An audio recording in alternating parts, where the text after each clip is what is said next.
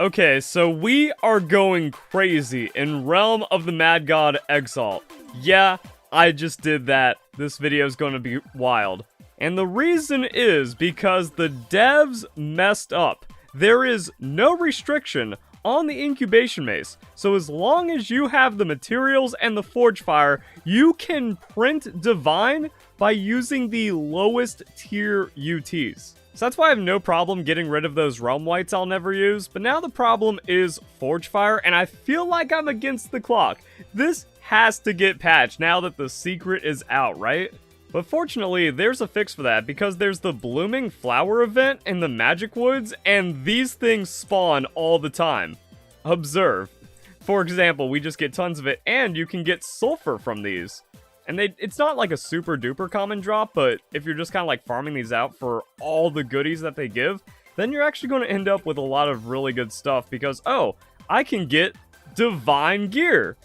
So let's go and check that out as well because we just got divine, not bad. That's actually pretty good because you can reroll these into whatever ability you're looking for, and tier 4 uses green dust. So if you want to actually like use affordable cheap dust, boom, right there. And there we go. In the next dungeon, we get a basic sulfur, so that's 120 forge fire, but it does add up. And one dungeon, I got 2 basic, and then the next tier 1, so I got like 400 forge fire in one dungeon.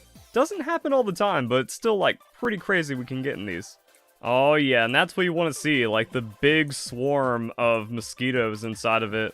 Can usually get a couple drops there, only 2. Dang, I really want to get an example for the video, but I've also gotten a lot of tier 5 divine rings. Like in an hour farming, I got 6 of them. Now I did have a golden clover going, and this is going to be on like a seasonal character that's a part of the crucible, and all my gear is going to be loot bonus. So yeah, by stacking as much loot bonus as you can, and even like using a clover or a loot potion, you get a lot of really good and crazy stuff. So now I have multiple rings with Lucky Streak. I have enough to where I can just kind of combine them and forge them into other rings of whatever type I want. So like this is the big no-life giga mega farming you want to do while the event is happening. But kind of shows the idea of, oh yeah, follow what the devs are saying. And if there's some kind of exploitable event chest or like little loot bonuses inside of it, you want to be farming that. Okay, that's interesting because we have +4 defense, 80 hit points, so actually a solid ring, but I don't need it, even though it has Lucky Streak on it because I have so many Lucky Streak rings from this. Also, one optimization I like doing is that when the boss goes invulnerable when you first break the fountain, you can clear out the corners and then enemies spawn. That can give you an extra chance at loot. I'll take the rare. I'll take the rare set. Wow, look at that. Another Lucky Streak Divine. So yeah, it turns out that if you want to have success in this game, you stop recording, you pop a clover, and then you lock in. Because this inventory is about 20 minutes worth of work. We got a lot of these ores, which I'm not... Actually, wait. You can craft the ores. Oh, that's something. Because I've been dropping the common ones, but you can actually craft the common ones into the rare ore.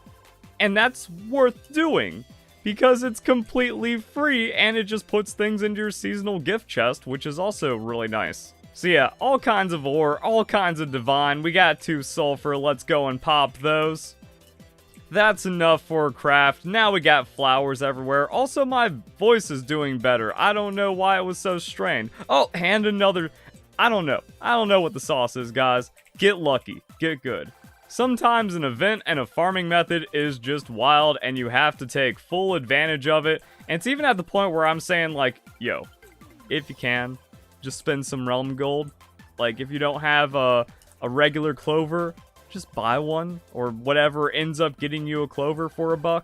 I'm not saying you need to do it, because I was still getting really good loot without them, or just like a basic potion, but that tier boost really makes the difference on getting those paramount rings. But if you can grab like a clover box that seems really good, might be worth it if you want like the pick-me-up and just the RNG.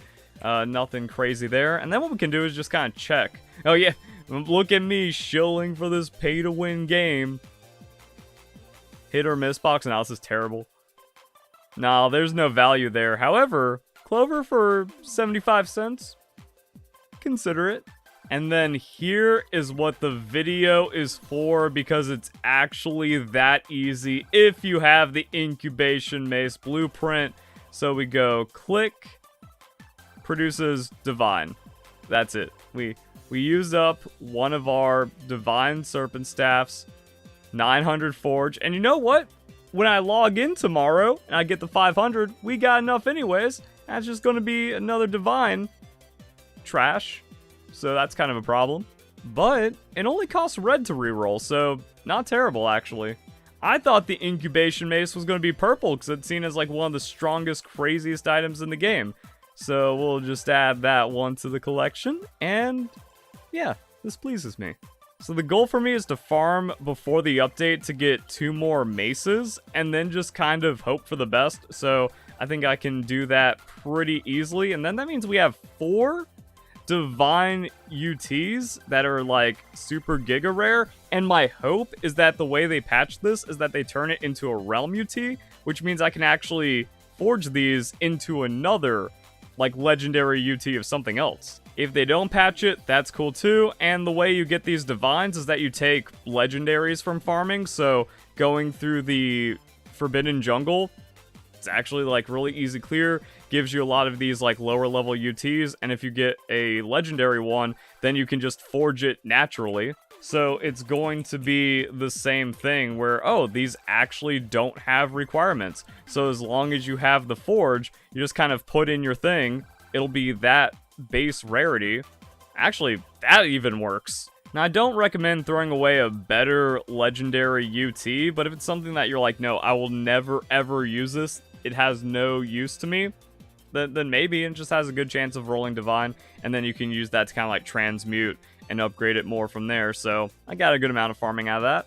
And also, after the update, not only are they going to make it to where the ore doesn't affect the rarity at all, it's going to be the same for the blueprints, and the blueprints are actually going to count as material. So breaking it down will be like breaking down an item from the set, which means if you have a divine UT, and then you have a blueprint of an item from the same set, boom, you can get a divine without having to use 2, and then things get like super crazy on the crafting and the builds from there.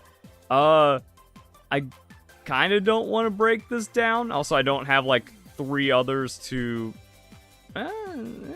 depending on how far we take this, yeah, we can end up with a lot of divine incubation maces. So yeah, there's a crazy divine rare UT Forge Fire farm going on in Realm of the Mad God. Hope you guys enjoy the video. Hope you all have a nice day. Thank you very much for watching.